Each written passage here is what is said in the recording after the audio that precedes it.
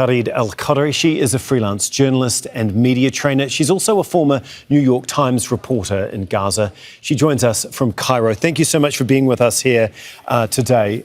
First of all, can we get your initial reaction to, once again, the deliberately targeting of journalists in Gaza? Another Israeli extrajudicial killing, and right in front of all of us. And it's really devastating. And the world is letting Israel continue with its crimes against the journalists. So they are targeting the journalists, and it's really devastating. I am in Cairo now visiting many Palestinians who managed to escape Gaza during the genocide before Israel occupied Rafah. And the moment I was with them last night, and the moment they heard the news, everybody was in tears, because Anas, for them, is the voice that emerged from the beginning of the genocide, documenting every minute for them while away in exile, while inside, telling them what's really happening. He is the voice of the voices. And I mean, for us, it's really shocking. He is a voice that emerged. He's a young journalist in his 20s, emerging from the largest refugee camp, Jabalia camp in Gaza. And it tells us it's a story of hope. Anas is a story of hope. And what Israel is doing, targeting journalists, and the world is letting Israel committing these crimes. Israel, for us, is like now, for many journalists, they are criminals targeting like journalists who are emerging. And not only that, I speak to journalists on the ground in Gaza, and many of them are receiving calls from the Israeli army asking them to stop reporting. And the story here is about stopping the Palestinian narrative, because for the first time in history, the Palestinian narrative has emerged very strongly this time.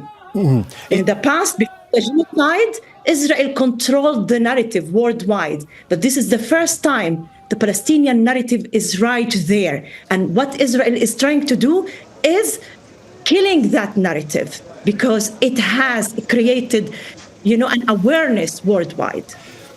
Like you say, Anas Al-Sharif was seen as one of the strongest voices from within Gaza. I mean, he went to places within the Strip that others didn't or couldn't, and he found stories that wouldn't have been told otherwise. Can you just explain what we lose now that he and his colleagues are gone? It's what Israel is doing is, by killing them, they are scaring others to report. By continuing killing journalists, many will question, I know one journalist, he said, I want to only write.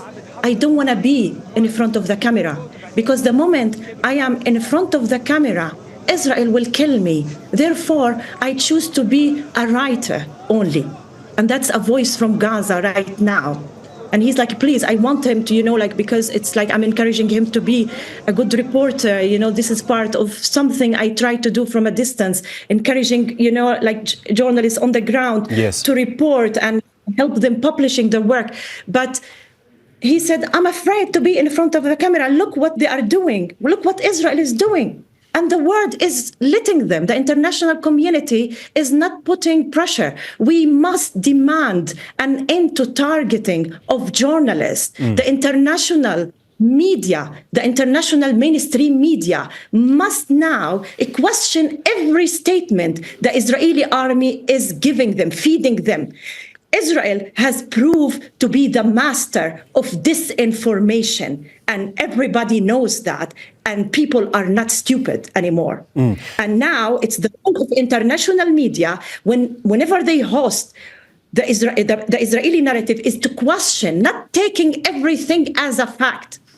And we paid a price. Palestinians in Gaza, journalists in Gaza, civilians in Gaza have paid a heavy price because of the lack of responsibility from the international mainstream media. Because from the beginning of the genocide, they took what Israel fed them as a fact. They did not question every statement that comes from the Israeli army.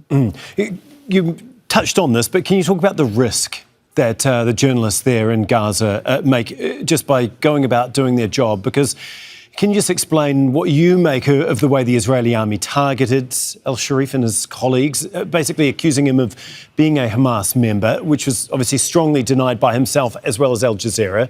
I mean, he knew his life was in danger, but yet he continued to tell the stories that needed to be told.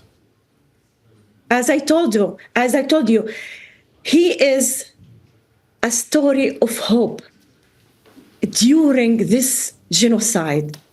Anas is a story of hope, despite the threat against him. And he did amazing work, but by not reporting from home, from a roof of a building. No, he was on the ground, walking among the people, going to hospitals, and they killed him, in his tent with other journalists. This is a criminal act by Israel, and Israel is continuing to do that. And it's very risky for journalists. It's extremely risky. And I just spoke to a journalist yesterday in Gaza, and she received calls from the Israeli army asking him to stop reporting. And I asked her, will you stop reporting? She said no. She will continue her work. The thing is, what Israel is doing again is fighting this Palestinian narrative, fighting very strongly by killing the journalists, scaring the hell out of them. But at the same time, we have journalists challenging that and proving to us that they are really the real heroes on the ground, reporting, accepting to work as journalists, choosing what element of journalist they will they want to become, a TV reporter or print or whatever, or citizen journalist. Everybody is like, they feel the responsibility that is not felt outside. They are doing, they are implementing whatever role, whatever duty a journalist must have, and they are doing it in the genocide when Israel is preventing international journalists from day one to go in. It is remarkable the work that they do and the risks that they take to do it. Thank you so much for speaking with us, Taghreed El-Khodary. We really do appreciate your time and your insight. Thank you so much. Thank you. Don't miss out and get the full picture. Subscribe to Al Jazeera for reliable news and expert insights. Like, share, stay ahead.